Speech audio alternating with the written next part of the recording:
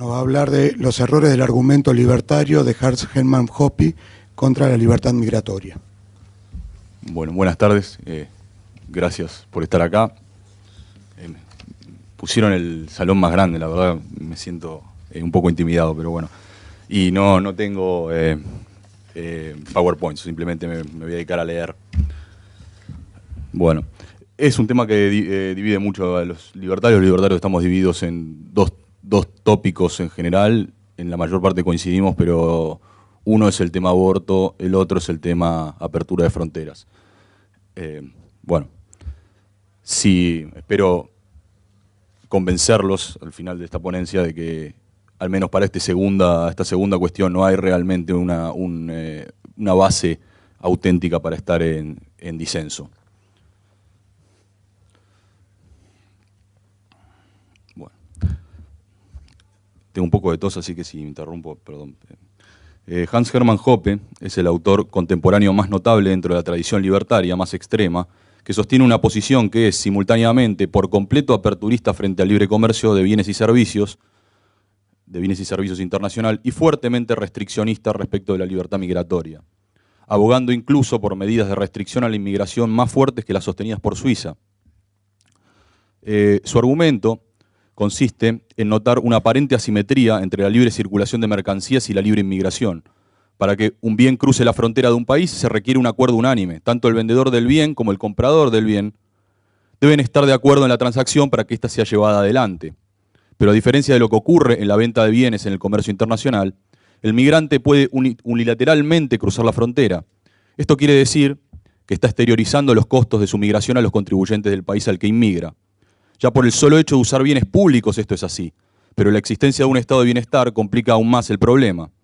En la visión de Hoppe, tanto la existencia de bienes públicos como más aún la presencia del estado de bienestar hacen que los flujos migratorios no deban ser vistos como fenómenos espontáneos de mercado, sino como un fenómeno artificial provocado por la atracción del estímulo gubernamental.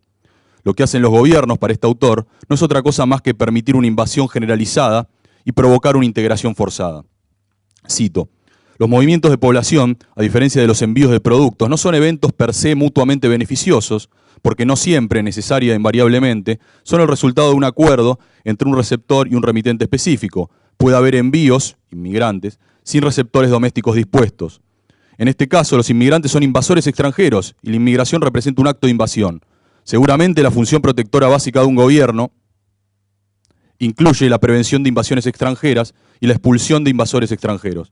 Con la misma seguridad, entonces, en orden para hacer tal cosa y someter a los inmigrantes al mismo requisito que las importaciones, este gobierno no puede legítimamente permitir el tipo de inmigración libre defendida por la mayoría de los librecambistas. Fin de la cita. Comúnmente podría objetarse que la existencia de esa invasión es solo un problema debido a la existencia del estado de bienestar, de modo que con simplemente excluir de estos beneficios a los inmigrantes, el problema se disiparía y se podría abrir las fronteras igualmente. No es así para Hoppe. Esta solución no lo conforma tampoco, porque si bien este escenario es preferible a lo que él llama libre inmigración incondicional, esto es, libre inmigración sin restricción de acceso al estado de bienestar, igual se produciría, por ejemplo en Suiza y en Estados Unidos, y cito, una masiva invasión extranjera y en última instancia llevaría a la destrucción de la civilización americana y suiza. Fin de la cita. El escenario alternativo de una libre inmigración con restricciones de acceso al estado de bienestar produciría igualmente una invasión cultural que pondría en jaque a la civilización occidental, solo que quizás sucedería más lentamente para este autor. Aquí debemos recalcar que Hoppe tiene una preocupación por complementar al libertarismo con consideraciones de índole histórica y sociológica, de las cuales, a su parecer, la teoría per se adolece. Hoppe, siguiendo al último Rothbard, quien defendió la libre inmigración la mayor parte de su vida, pero hacia el final cambió de opinión, emplea el modelo de una sociedad narcocapitalista. Hoppe, siguiendo a Rothbard, emplea el modelo de una sociedad narcocapitalista en la cual no existiría tal cosa como un derecho a la libre inmigración. En este contexto, cada propietario tiene el derecho de invitar o excluir de su propiedad a quien desee y cómo, presumiblemente, en tal comunidad no habrá fracción alguna de espacio que no esté en manos de algún propietario, se sigue que nadie podrá entrar dentro de los confines de semejante comunidad sin alguna especie de invitación o de permiso. Por supuesto, Hoppe admite que habrá áreas de mayor grado de acceso general, como aeropuertos o calles con comercios callejeros, y zonas más bien cerradas a la circulación general como barrios cerrados o clubes con distintos propósitos. Cito, la admisión a algunos territorios puede ser fácil, mientras que para otros puede ser casi imposible. Además, la admisión a la propiedad de una de las partes no implica la libertad de moverse, a menos que otros propietarios hayan aceptado dichos movimientos. Habrá tanta inmigración o no inmigración, inclusividad o exclusividad, desegregación o segregación, no discriminación o discriminación, como lo desean los propietarios individuales o las asociaciones de propietarios. Pero puesto que no nos encontramos en tal sociedad ideal, fin de la cita, ¿no? Pero puesto que no nos encontramos en tal sociedad ideal, Hoppe propone como solución de second best implementar una política fuertemente restrictiva de la inmigración, intentando imitar lo que él presume habría de ocurrir en una sociedad de esta clase, en una sociedad anarcocapitalista donde todo es propiedad privada, ¿no? En esa línea se supone que el gobierno debería actuar como fideicomisario de sus ciudadanos. Cito, lo mejor que se puede esperar, incluso si va en contra de la naturaleza de una democracia, es que los gobernantes democráticos actúen como si fueran los dueños personales del país. Voy a repetir eso. Lo mejor que se puede esperar es que los gobernantes democráticos actúen como si fueran los dueños personales del país y como si tuvieran que decidir a quién incluir y a quién excluir de su propiedad personal en sus propias casas. Esto significa seguir una política de máxima discriminación, de discriminación estricta a favor de las cualidades humanas, de calificación, carácter y compatibilidad cultural. Fin de la cita. ¿No es una oferta de empleo, independientemente de estas cualidades, invitación suficiente acaso? Cualquier libertario podría decir fácilmente que la compra de trabajo de un inmigrante es normativamente equivalente a la compra de un bien proveniente de otro país. No para Hoppe. Esto es así porque el empleador no interioriza plenamente el costo de importar un trabajador desde otro país. Una invitación válida para ser aceptado al país puede incluir alojamiento solamente o empleo y alojamiento, pero de ninguna manera solamente empleo sin alojamiento, para Hoppe. Además, el que invita debe ser responsable por las acciones de su invitado frente a cualquier atentado que pudiera cometer contra la propiedad de algún tercero. Bueno, este es el esquema general, un sistema muy restrictivo de la inmigración y con todas estas cualidades, ¿no? En consecuencia, el argumento y las preocupaciones de Hoppe pueden ser reformulados con la siguiente historia, un tanto extensa, pero que vale la pena citar. Cito acá a otros autores. Muchos libertarios han sido demasiado complacientes frente a una creciente amenaza a nuestra cohesión cultural, nuestro modo de vida y nuestra libertad. Estamos hablando, por supuesto, acerca de las miles de personas que llegan a nuestro país cada día, esperando transformarlo en su nuevo hogar. Esos arribos nos presentan una miríada de problemas sociales. Ellos no hablan nuestro idioma, ellos no están familiarizados con nuestra cultura. Tomará tiempo asimilarlos a todos y el esfuerzo del gobierno de promover el multiculturalismo a través de las escuelas públicas y otras instituciones gubernamentales solo pueden alargar ese tiempo de asimilación. Pocos de estos desconocidos llegan a Estados Unidos con ofertas de trabajos disponibles. Las probabilidades son altas de que muchos de ellos dependerán en algún punto de sus vidas en dádivas del gobierno. Y los estudios muestran que en cuanto más tiempo los recién llegados residen en el país, más probable es que reciban asignaciones. Harán uso del transporte público, caminos públicos, servicios públicos, escuelas públicas y así sucesivamente, estirando aún más los recursos que ya han sido estirados demasiado en muchos casos. Su llegada resulta en una nivelación hacia abajo del sistema de educación pública, provocando que los políticos tiren aún más dinero hacia él.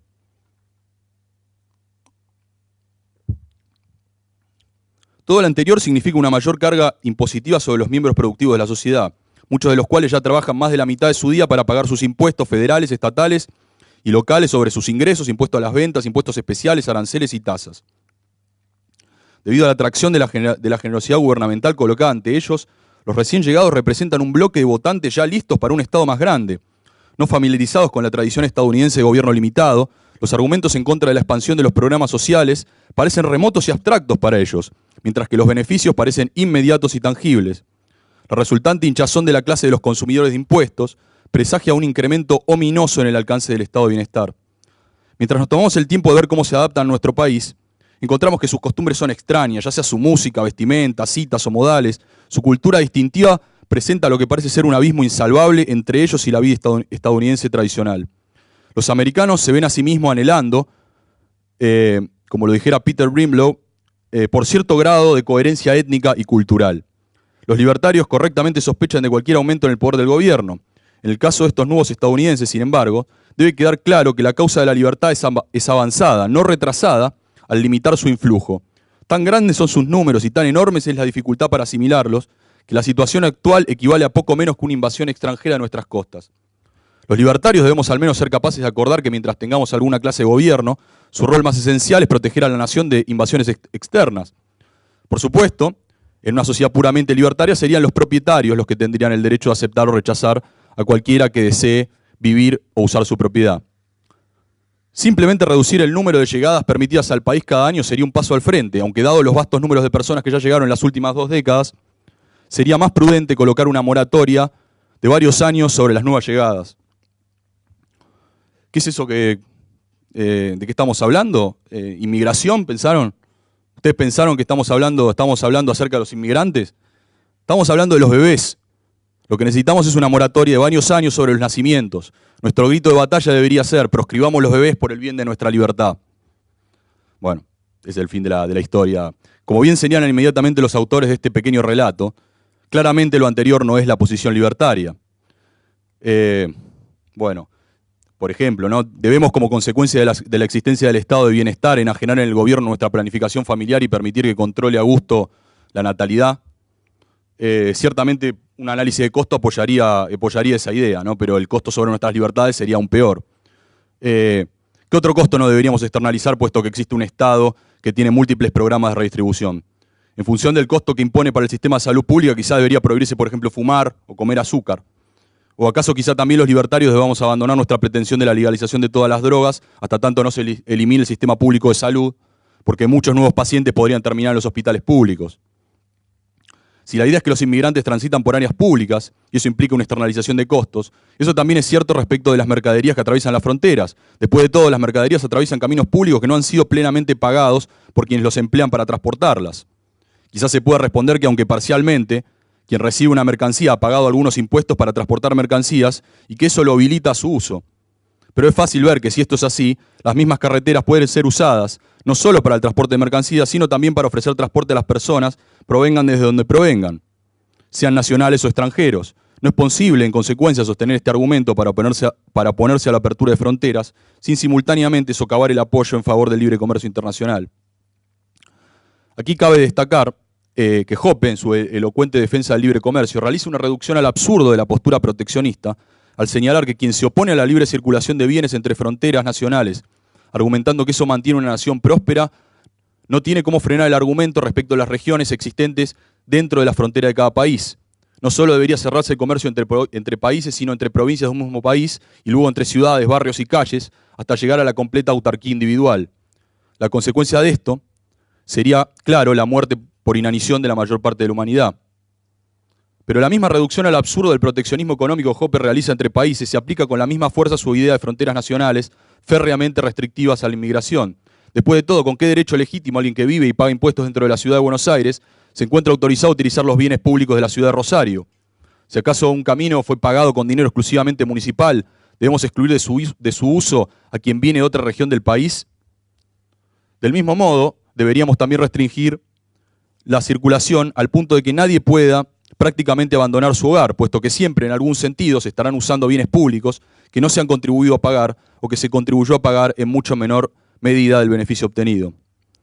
En cualquier caso, es importante notar que ninguno de los argumentos de Hoppe sirve para restringir la inmigración. Si el problema es el estado de bienestar, elimíneselo o al menos dispóngase que los inmigrantes no tengan acceso a él y naturalmente tampoco tengan que pagar las cargas.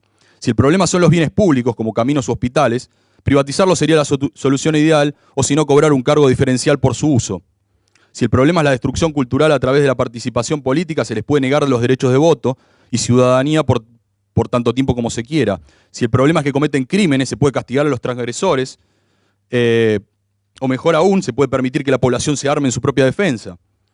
En ningún caso se puede justificar la coacción por el acto pacífico de cruzar una frontera arbitraria. Si hay transgresiones al principio de no agresión libertaria, se debe lidiar con ellas sobre bases individuales. Ya termino. No con una ridícula política colectivista uniforme que castigue por igual a buenos y malos. Hoppe es esquivo a la hora de decir precisamente qué es lo que el gobierno debe hacer específicamente para implementar su política migratoria restrictiva. Como señalan Esplugas y Loras, y Manuel Lora, si nos vamos a tomar en serio una política migratoria fuertemente restrictiva, debemos abogar porque se le dispare al inmigrante si éste se resiste. Repugna la postura libertaria semejante proceder, aduciendo que la entrada... repugna la postura libertaria semejante proceder, más aún aduciendo que la entrada al país de esa persona debe ser impedida porque podría llevar más adelante a un incremento de impuestos, a un aumento del crimen o a algún cambio en la cultura. Finalmente, antes de considerar la cuestión estrictamente económica y social de la apertura de fronteras, no voy a tener tiempo a hacer eso, pero bueno, no es posible dejar de notar la incompatibilidad entre la concepción general que este autor sostiene del Estado y su idea que éste debe actuar como si fuera el fideicomisario de sus ciudadanos en la cuestión migratoria. En sus propias palabras, las palabras de Hoppe, el Estado es una institución dirigida por bandas de asesinos, saqueadores y ladrones, rodeada de verdugos voluntarios, propagandistas, aduladores, rufianes, mentirosos, payasos, charlatanes, imbéciles e idiotas útiles. Una institución que ensucia y contamina todo lo que toca. Hermosas palabras, es quizás imposible una mejor definición del Estado, sin embargo es imposible quedarse con el pan y la torta en esta cuestión. La contradicción entre este ideal general y su concepción particular del rol del gobierno en su política migratoria está ya a la vista. No es preciso agregar nada más.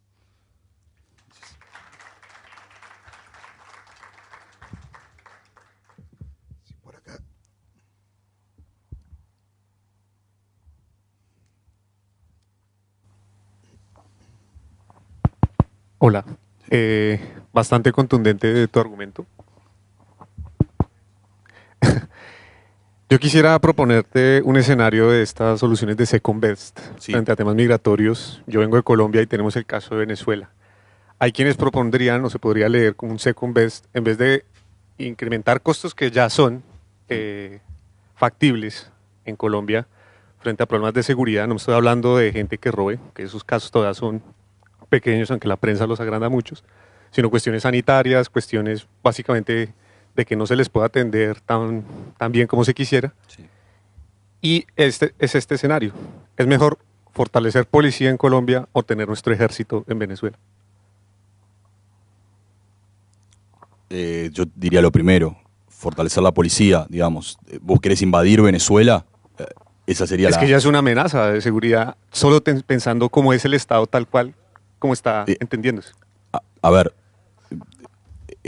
estamos hablando de invadir Venezuela cuando no tuviste una invasión del ejército. Si me decís, si el ejército venezolano invade Colombia, lo entiendo perfectamente. Te pongo solo este escenario. Todos sabemos, y no es ningún secreto, por ejemplo, el tema del narcotráfico. Solo nosotros, aludiendo a algo que ya combatimos, tendríamos excusa perfecta, no sé, para saber que la guerrilla está de ese lado, que tiene historial criminal en Colombia, para poder justificar una intervención. Mi respuesta, parafraseando a mí, digamos, un auto que está chocado de frente no lo arreglás chocándolo para atrás. Digamos, si el problema es el narcotráfico, la solución es legalizar las drogas, pero no vas a decir, bueno, no es posible.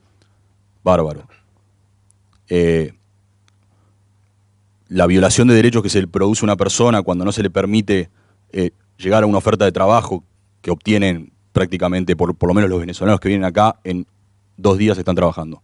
2 días están trabajando, o sea que la violación de derechos tanto de la persona que emigra como de la persona que lo contrata, si vos me decís seguir en ese orden porque porque se adoptó otra política estatal estúpida como prohibir las drogas, no, lo lamento, o sea, hay que apoyar la apertura de fronteras. Si tuviéramos, yo acá no lo dije, pero si tuviéramos un botón, deberíamos apretar para que haya inmediatamente la apertura unilateral de fronteras en el mundo. Ahora, no pude hablar de la literatura empírica que hay en favor de eso, que es bastante abrumadora, pero también es por una cuestión simplemente moral, ¿no? Bueno, sí. Sí, mi pregunta era, ¿cómo ves vos, por ejemplo, lo que pasa hoy en Polonia con respecto a lo que pasa, por ejemplo, en Suecia, que no paran, las tasas de violaciones son récord? Sí. Y el tema de Polonia, la otra vez salió un representante y dice que él mismo se consideraba como el dueño de la propiedad, tal cual como decía Hoppe, y no tiene ni la mitad de los problemas que tiene. Sí. Con la crisis migratoria, o sea,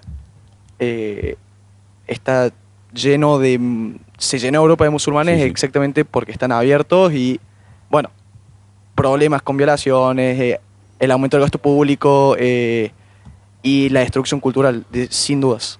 Varias cosas.